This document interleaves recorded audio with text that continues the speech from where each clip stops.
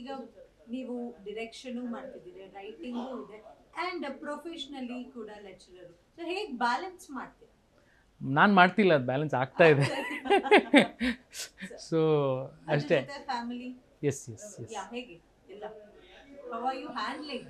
ಇಲ್ಲ, family support ತುಂಬ ಇದೆ. My wife and my mother, brother, ಅವ್ರು ಯಾವತ್ತೂ ನೆಗೆಟಿವ್ ಮಾತಾಡಿದವರೇ ಅಲ್ಲ. ಅಂದರೆ ದೇ ಆರ್ ಆಲ್ವೇಸ್ ಎನ್ಕರೇಜಿಂಗ್. ಈಗ ಐ ವರ್ಕ್ ಲಾಂಗ್ ಅವರ್ಸ್, ಅಂದರೆ ಬೆಳಿಗ್ಗೆ ಮನೆ ಬಿಟ್ಟರೆ ನಾನು ವಾಪಸ್ ಮನೆಗೆ ಹೋಗೋದು ರಾತ್ರಿ ಆಗುತ್ತೆ. ಇಲ್ಲ, ನಥಿಂಗ್ ಲೈಕ್ ದಟ್. ಇಲ್ಲ, ಬಿಕಾಸ್ ದೇ ಅಂಡರ್ಸ್ಟ್ಯಾಂಡ್. ಈಗ ನನ್ನ ವೈಫು ಕಲೆಯಲ್ಲಿ ಆಸಕ್ತಿ ಇದ್ದಾಳೆ. ಶೀ ಈಸ್ ಆಲ್ಸೋ ಇಂಟು ರಂಗಭೂಮಿ ಆ ಥರದ್ದೇ. ಇವಾಗಿಲ್ಲ, ಕಾಲೇಜ್ ಡೇಸಿಂದ. So she knows the world and what it demands. So ತುಂಬ ಅಂಡರ್ಸ್ಟ್ಯಾಂಡಿಂಗ್ ಸ್ಪೌಸ್ ಅಂತ ಹೇಳ್ಬೋದು. ಸೊ ಅವಳ ಕಡೆಯಿಂದನೂ ಯಾವುದೂ ಇದಿಲ್ಲ. ಅಮ್ಮಂಗಂತೂ ಗೊತ್ತಿದೆ, ನಾವು ಚಿಕ್ಕ ವಯಸ್ಸಿಂದನೂ ಅದೇ. ಯಾಕಂದರೆ ನಮ್ಮಪ್ಪ ಚಿಕ್ಕ ವಯಸ್ಸಲ್ಲಿ, ನಮ್ಮಮ್ಮ ಮಾರ್ಕ್ಸ್ ಎಲ್ಲ ಕಮ್ಮಿ ಬಂದರೆ ಬೈಯೋರು, ಬಟ್ ನಮ್ಮಪ್ಪ ಮಾರ್ಕ್ಸ್ ಕಮ್ಮಿ ಬಂದರೆ ಬೈತಿರಲಿಲ್ಲ. ಏನಾದರೂ ಕಾಂಪಿಟೇಷನ್ ಇದ್ದರೆ ಅದಕ್ಕೆ ಹೆಸರು ಕೊಟ್ಟಿಲ್ಲ ಅಂದರೆ ಬೈಯೋರು. ಅಂದರೆ ಸಿಂಗಿಂಗ್ ಕಾಂಪಿಟೇಷನ್, ಏನೇನೋ ಇರುತ್ತಲ್ಲ, ಸ್ಪೀಚ್ ಕಾಂಪಿಟೇಷನ್, ಅದಕ್ಕೆ ಹೆಸರು ಕೊಟ್ಟು ಡಿಬೇಟು, ಹೆಸರು ಕೊಟ್ಟಿಲ್ಲ ಅಂದರೆ ಬೈಯೋರು. ಗೆದ್ದಿಲ್ಲ ಅಂದರೆ ಬೈತಿರಲಿಲ್ಲ. ಪ್ರೈಸ್ ಇಂಪಾರ್ಟೆಂಟ್ ಅಲ್ಲ, ಪಾರ್ಟಿಸಿಪೇಟ್ ಮಾಡಿಲ್ಲ ಅಂದರೆ ಬೈಯೋರು.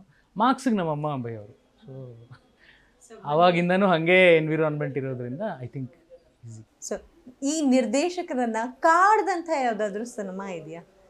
ಒಂದು ಸಿನಿಮಾ ನನ್ನನ್ನು ಕಾಡಿತ್ತು, ನಾನು ಬ್ಯಾಕ್ ಟು ಬ್ಯಾಕ್ ಆ ಸಿನಿಮಾನ ನೋಡಿದ್ದೆ ಅನ್ನುವಂಥದ್ದು ಯಾವುದಾದ್ರೂ ಸಿನಿಮಾ? ಸಡನ್ನಾಗಿ ನೆನಪು ಬರ್ತಾ ಇಲ್ಲ.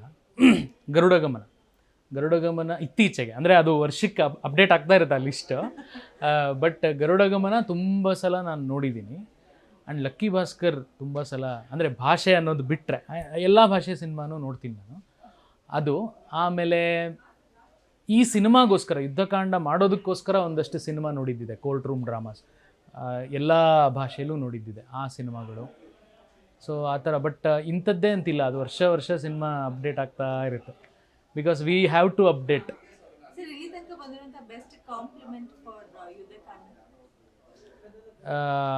ಐ ಥಿಂಕ್ ಮಾತುಗಳು ಇಲ್ಲದೆ ಇರೋ compliment is the best compliment. ಅಂದರೆ ಆ ಸಿನಿಮಾ ಆದಮೇಲೆ ಎಲ್ಲರೂ ಕಣ್ಣಲ್ಲಿ ನಿಜವಾಗ್ಲೂ ಗಂಡಸರು, ಹೆಂಗಸರು, ಮಕ್ಕಳು ಎಲ್ಲ ಅಳ್ತಾ ಇದ್ದಾರೆ.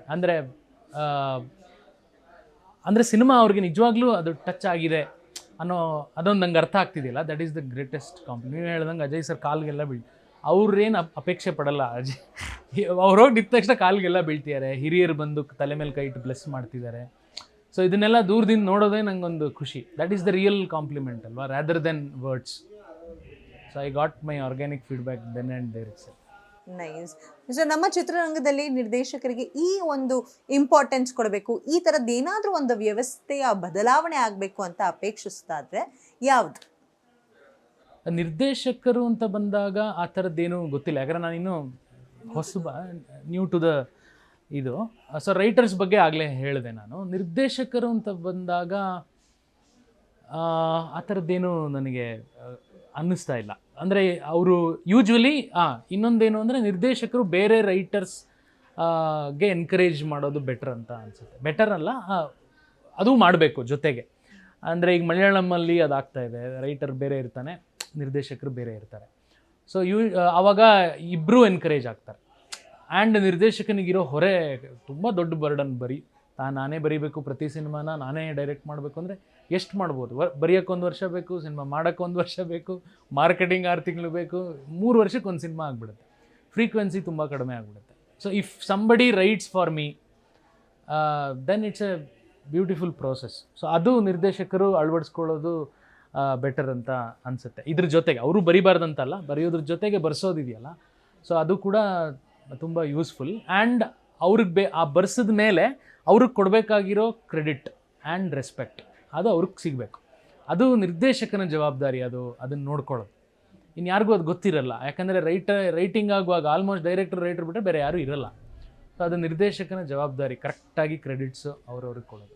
ಸೊ ಅದು ನಿರ್ದೇಶಕರು ಅಳವಡಿಸ್ಕೋಬೇಕು. ಇನ್ನು ನಿರ್ದೇಶಕರಿಗೆ ಏನಾಗಬೇಕು, ಏನಾದ್ರು ವ್ಯವಸ್ಥೆ ಆಗಬೇಕಾ ಅಂದರೆ ಆ ಥರದ್ದು ಸದ್ಯಕ್ಕೆ ನನಗೇನು ಅನ್ನಿಸ್ತಿಲ್ಲ. ಮೇ ಬಿ 1-2 ಸಿನಿಮಾ ಆದಮೇಲೆ ಹೇಳಬಲ್ಲೆ. ಓಕೆ. ಸೊ ಈ ಒಂದು ಯುದ್ಧಕಾಂಡ ಚಿತ್ರದ ಯಶಸ್ಸು ಇನ್ನು ಎಷ್ಟು ಪ್ರೊಡ್ಯೂಸರ್ ಕಾಲ್ಸ್ ಬಂದಿದೆ ತಮಗೆ? ಇಲ್ಲ, ಈಗ ಸದ್ಯಕ್ಕೆ ಯಾವುದು ಇಲ್ಲ. ಮೇ ಬಿ ಕಾಲ್ ಮಾಡಿ ನನ್ನ ಮುಂದಿನ ಚಿತ್ರಕ್ಕೆ? ಇಲ್ಲ ಆನೆಸ್ಟ್ಲಿ ಆ ಥರದ್ದಿಲ್ಲ. ಬಟ್ ಐ ಹೋಪ್ ಅಂದರೆ ನಾವು ಹೇಳ್ದೇ ತುಂಬ ಜನ ಸಿನಿಮಾ ನೋಡ್ತಿದ್ದಾರೆ, ಫಿಲ್ಮ್ ಇಂಡಸ್ಟ್ರಿಲಿ ಇರೋರು ನೋಡ್ತಿದ್ದಾರೆ, ಹೊರಗೂ ನೋಡ್ತಿದ್ದಾರೆ. ಸೊ ಈಗ ಇನ್ನೂ ನಾಳೆಯಿಂದ 3ನೇ ವಾರ ಶುರು, ಅಂದರೆ ಇವತ್ತಿಂದ ಶುಕ್ರವಾರ, ಸೊ ಇವತ್ತಿಂದ 3ನೇ ವಾರ ಶುರು. ಸೊ ಸ್ವಲ್ಪ ಟೈಮ್ ತಗೊಳುತ್ತೆ ಅದಕ್ಕೆಲ್ಲ. ಸೊ ಈಗ ಪ್ರೇಕ್ಷಕರನ್ನ ಚಿತ್ರಮಂದಿರಕ್ಕೆ ಕರೆತರೋದೇ ಬಹಳಷ್ಟು ಒಂದು ಡಿಫಿಕಲ್ಟ್ ಟಾಸ್ಕ್ ಆಗಿದೆ. ಸೊ ಇದ್ರ ಬಗ್ಗೆ ಏನು ಹೇಳ್ತೀರಿ? ಎಲ್ಲಿ ಮಿಸ್ಟೇಕ್ ಆಗ್ತಾ ಇದೆ? ಇಲ್ಲ, ಫಸ್ಟ್ ಆಫ್ ಆಲ್ ಆಡಿಯನ್ಸ್ನ ದೂರೋದು ತಪ್ಪು. ಆಡಿಯನ್ಸ್ ಎಲ್ಲರೂ ಒಂದೇ. ಈಗ ಕನ್ನಡ ಸಿನಿಮಾ ನೋಡಲ್ಲ ಅನ್ನೋ ಕಂಪ್ಲೇಂಟ್ ಇದೆಯಲ್ಲ, ಇದೇ ಕನ್ನಡ ಆಡಿಯನ್ಸ್ ತಾನೇ ಎಷ್ಟೋ ಸಿನಿಮಾನ ಹಿಟ್ ಮಾಡಿಸಿರೋದು. ಈಗ KGF ಹಿಟ್ ಆಗಿದೆ, ಕಾಂತಾರ, ಈಗ ಯುದ್ಧಕಾಂಡ, ಯಾರು ಬರ್ತಿದ್ದಾರೆ? ಇದೇ ಕನ್ನಡಿಗರೇ ಬರ್ತಿರೋದು. So rather than blaming the audience, we should look towards inside, ಅಂದರೆ ಅವರ್ ಸೆಲ್ಫ್ಸ್. ಸೊ ಒಳ್ಳೆ ಸಿನಿಮಾಗಳ ಫ್ರೀಕ್ವೆನ್ಸಿ ಜಾಸ್ತಿ ಆಗಬೇಕು. ಈಗ ನಾವೊಂದು ಮಸಾಲೆ ಪುರಿ ಅಂಗಡಿಗೆ ಹೋಗ್ತೀವಿ ಅಂತ ತಿಳ್ಕೊಳ್ಳಿ. 7 ದಿನ ಮಸಾಲೆ ಪುರಿ ಅಂಗಡಿಗೆ ಹೋಗ್ತೀವಿ, 5 ದಿನ ಕೆಟ್ಟ ಮಸಾಲೆ ಪುರಿ ಕೊಟ್ಬಿಟ್ರೆ ನಾವು 8ನೇ ದಿನ ಆ ಅಂಗಡಿಗೆ ಹೋಗಲ್ಲ, ಯೋಚನೆ ಮಾಡ್ತೀವಿ ಅಲ್ವಾ? ಅದರ ಅರ್ಥ ನಮಗೆ ಮಸಾಲೆ ಪುರಿ ಕಂಡ್ರೆ ದ್ವೇಷ ಅಂತ ಏನಿಲ್ಲ. We don't want to get disappointed. ಅದೇ ಥರ audience. So frequency of good cinemas, ಒಳ್ಳೆ ಸಿನಿಮಾಗಳ ಸಂಖ್ಯೆ ವರ್ಷಕ್ಕೆ ಬರೋದು ಅದು ಜಾಸ್ತಿ ಆಗಬೇಕು. ಅದೊಂದೇ ಸೊಲ್ಯೂಷನ್ ಐ ಥಿಂಕ್. ಬೇರೆ ಏನೂ ಸೊಲ್ಯೂಷನ್ ಇಲ್ಲ. ಅಫ್ಕೋರ್ಸ್ OTT, ಯೂಟ್ಯೂಬ್, ಡಿಜಿಟಲ್ ಅದೆಲ್ಲ ಡಿಸ್ಟ್ರಾಕ್ಷನ್ ಇದೆ. ಸ್ಮಾರ್ಟ್ಫೋನ್ ಬಂದಮೇಲೆ ಯಾರೂ ಬರೋಲ್ಲ ಸಿನಿಮಾಗೆ ಅಂತ. ಹಂಗಾರೆ ಮಲಯಾಳಂ ಸಿನಿಮಾಗೆಲ್ಲ ಯಾರು ಹೋಗ್ತಿದ್ದಾರೆ? ಸ್ಮಾರ್ಟ್ಫೋನ್ ಇಲ್ಲದೆ ಇರೋರು ಹೋಗ್ತಿದ್ದಾರಾ? ಅಲ್ಲೂ ಹೋಗ್ತಿದ್ದಾರೆ. ತೆಲುಗು ಸಿನಿಮಾ, ತಮಿಳ್ ಸಿನಿಮಾ ಇಷ್ಟೊಂದು ಕಲೆಕ್ಷನ್ನು. ಕನ್ನಡದಲ್ಲೇ ಈಗ ಮ್ಯಾಕ್ಸ್ ಆಗಲಿ ಅಥವಾ ಅದೇ ಕಾಂತಾರ, KGF, ಈಗ ನಮ್ಮ ಸಿನಿಮಾ ಯಾರು ಬರ್ತಿದ್ದಾರೆ? ಆಡಿಯನ್ಸ್ ಬರ್ತಾರೆ. ಸೊ ಆಡಿಯನ್ಸ್ಗೆ ಒಳ್ಳೆ ನಿಜವಾಗ್ಲೂ ಆನೆಸ್ಟ್ ಕಂಟೆಂಟ್ ಎಷ್ಟು ಸಿಗುತ್ತೋ ಅಷ್ಟು ಬರೋ ಇದು ಜಾಸ್ತಿ ಆಗುತ್ತೆ. 1 ವರ್ಷದಲ್ಲಿ ಈಗ ಜಾಸ್ತಿ ಒಳ್ಳೆ ಸಿನಿಮಾ ಬರೋಕ್ಕೆ ಸ್ಟಾರ್ಟ್ ಆದರೆ ಆ ಸಿನಿಮಾ ಥಿಯೇಟ್ರಿಗೆ ಬರೋ ಕಲ್ಚರ್ ಇದೆಯಲ್ಲ ಅದು ಜಾಸ್ತಿ ಆಗುತ್ತೆ. ನನ್ನ ಪ್ರಕಾರ ಅದೊಂದೇ ಸೊಲ್ಯೂಷನ್, ಬೇರೆ ಏನಿಲ್ಲ. ಸೊ ಒಳ್ಳೊಳ್ಳೆ ಕಂಟೆಂಟ್ ಉಳ್ಳ ಚಿತ್ರಗಳು ಬಂದರೆ ಪ್ರೇಕ್ಷಕ 100% ಬರ್ತಾರೆ. ಹೌದು, ಅಂದರೆ ಕಂಟೆಂಟ್ ಓರಿಯೆಂಟೆಡ್ ಅಂತ ಹೇಳ್ತಿಲ್ಲ. ಕಮರ್ಷಿಯಲ್ ಸಿನಿಮಾನು ಕಂಟೆಂಟ್ ಸಿನಿಮಾನೇ, ಅದರಲ್ಲೂ ಒಂದು ಕಂಟೆಂಟ್ ಇದೆಯಲ್ಲ. ಎಲ್ಲ ಜಾನರ್ ಸಿನಿಮಾ ಬರಬೇಕು ಆ್ಯಂಡ್ ಅದ್ರ ಫ್ರೀಕ್ವೆನ್ಸಿ ಜಾಸ್ತಿ. Okay, thank you so much. ಇಷ್ಟೊತ್ತು ಬಹಳಷ್ಟು ಚೆನ್ನಾಗಿ ಮಾತಾಡಿದ್ರಿ. ಆ್ಯಂಡ್ ಚಿತ್ರದ ಬಗ್ಗೆ ಕೂಡ ಬಹಳಷ್ಟು ಅಪ್ರಿಷಿಯೇಷನ್ ಬರ್ತಿದೆ. ಆಲ್ಸೋ ನಿಮ್ಮ ಲೈಫ್ ಬಗ್ಗೆನೂ ಹೇಳಿದ್ರಿ. ಥ್ಯಾಂಕ್ಸ್ ನನ್ನ ಜೊತೆ ಇದ್ದದ್ದು. Thank you. ಸೊ ಹೋಪ್ ನಿಮಗೂ ಕಾರ್ಯಕ್ರಮ ಇಷ್ಟ ಆಗಿದೆ. ಆ್ಯಂಡ್ ನಮ್ಮ ವ್ಯೂವರ್ಸ್ಗೆ ಎಷ್ಟೊಂದು ಜನ ಅನ್ಕೊಂಡಿರ್ತಾರೆ ನಾನು ಡೈರೆಕ್ಷನ್ ಡಿಪಾರ್ಟ್ಮೆಂಟ್ ಬರಬೇಕು, ಆ್ಯಂಡ್ ಎಷ್ಟೊಂದು ಜನ ಬರೆಯೋರ್ಗೂ ಕೂಡ ನನಗೂ ದೊಡ್ಡದಾಗಿ ಲಿರಿಕ್ಸ್ ಬರಿಬೇಕು, ಸಣ್ಣ ಪುಟ್ಟದಿಂದ ಶುರು ಆದವರು ದೊಡ್ಡದಾಗಬೇಕು ಅಂತ ಬಯಸಿದವ್ರಿಗೆ ತಮ್ಮ ಕಡೆಯಿಂದ ಏನು ಸಜೆಷನ್? ಒಂದು, ಈಗ ದಿನ ಬರಿತಾ ಹೋಗ್ಬೇಕು. ಅಂದರೆ ನಾವು ಎಷ್ಟು ಆ ಕೆಲಸನ ಹೆಚ್ಚು ಮಾಡ್ತೀವೋ ಅಷ್ಟು ಕ್ರಿಯೇಟಿವಿಟಿ ಹೆಚ್ಚಾಗ್ತಾ ಹೋಗುತ್ತೆ. ಆ್ಯಂಡ್ ರೈಟರ್ಸು ತುಂಬ ಓದಬೇಕು, ಅಂದರೆ ಬರೆಯೋದಕ್ಕಿಂತ ಜಾಸ್ತಿ ಓದಬೇಕು. ಏನಕ್ಕೆ ಓದಬೇಕು ಗೊತ್ತಿಲ್ಲ. ಯಾವತ್ತೋ ನನಗೆ ನನ್ನ ಎಕ್ಸ್ಪೀರಿಯನ್ಸ್ ಪ್ರಕಾರ ಯಾವತ್ತೋ ಎಲ್ಲೋ ಒಂದು ಬೋಂಡಾ ತಿನ್ನಬೇಕಾದ್ರೆ ಓದಿದ ಪೇಪರ್ದು ಕೂಡ ಯೂಸ್ ಆಗಿದ್ದಿದೆ ರೈಟಿಂಗ್ ಮಾಡುವಾಗ. ಸೊ ಯಾವ ಫಿಲ್ಟರು ಇಲ್ಲದೆ ಎಲ್ಲದೂ ಒಳ್ಳೆಯ ವಿಷಯಗಳನ್ನು ಓದಬೇಕು. ಸೊ ಆ್ಯಂಡ್ ಅವಕಾಶಗಳು ಸಿಗುತ್ತೆ. ಈಗ ಎಷ್ಟೋ ಜನ ನನಗೆ ಅವಕಾಶ ಕೊಟ್ಟೆ ನಾನು ಬೆಳೆದಿರೋದು. ಸೊ ಅದೇ ರೀತಿ ನಿಮಗೂ ಅವಕಾಶ ಸಿಗುತ್ತೆ. So be optimistic, be confident and keep working ಅಷ್ಟೇ. ಸೊ ಓದಬೇಕು ಅಂದರೆ ತಮ್ಮ ಫೇವ್ರೆಟ್ ಆಥರ್ ಯಾರು? ನನ್ನ favourite author is Poornachandra Tejaswi of course. And ಕುವೆಂಪುರವರ ಮಲೆಗಳಲ್ಲಿ ಮಧುಮಗಳು ತುಂಬ ಇಷ್ಟ. ಆಮೇಲೆ ಆ್ಯಕ್ಚುಲಿ ದೇರಾಜೆ ಸೀತಾರಾಮಯ್ಯ ಅಂತ ಇದ್ದಾರೆ. ಅವರು ಮಹಾಭಾರತ ಮತ್ತು ರಾಮಾಯಣ ಇಡೀ ಬರೆದಿದ್ದಾರೆ. ಸೊ ಅದು ತುಂಬ ಓದಿದವರು ಎಷ್ಟಿದ್ದಾರೆ ಗೊತ್ತಿಲ್ಲ, ಬಟ್ ಅದು ತುಂಬ ಒಳ್ಳೆಯ ಪುಸ್ತಕ. ಸೊ ಅದು ನನಗೆ ತುಂಬ ಹೆಲ್ಪ್ ಮಾಡಿದೆ ಎಲ್ಲ ವಿಷಯದಲ್ಲಿ. ಆಮೇಲೆ ದೇವುಡು ಅಂತ ಒಬ್ಬರು ರೈಟರ್ ಇದ್ದಾರೆ, ಮಹಾಕ್ಷತ್ರಿಯ ಮಹಾಬ್ರಾಹ್ಮಣ ಅಂತ ಬರೆದಿದ್ದಾರೆ. ಮೂರು ಕನ್ನಡ. ಅವರು ಎಷ್ಟು ವಿಚಿತ್ರ ಅಂದರೆ ಅವರು ತೆಲುಗು ರೈಟರು, ಕನ್ನಡ ರೈಟರು. ತೆಲುಗುಲೂ ಪುಸ್ತಕಗಳನ್ನು ಬರೆದಿದ್ದಾರೆ, ಕನ್ನಡದಲ್ಲೂ ಪುಸ್ತಕಗಳನ್ನು ಬರೆದಿದ್ದಾರೆ. ಸೊ ಅವ್ರದ್ದೆಲ್ಲ ಓದ್ತೀನಿ. ಜಯಂತ್ ಕಾಯ್ಕಿಣಿ ಸರ್ ಬರೆದಿರೋದು ತುಂಬ ಓದಿದ್ದೀನಿ. ಇವರೆಲ್ಲ ನನಗೆ ಇಷ್ಟ.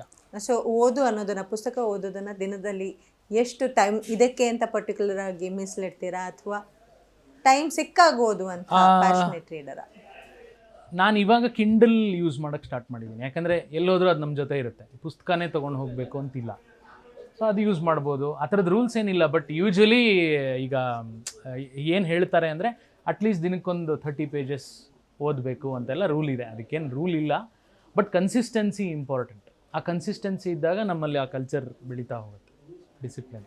Nice, thank you so much ನನ್ನೊಟ್ಟಿಗೆ ಇಷ್ಟೊತ್ತು ಇದ್ದದಕ್ಕೆ.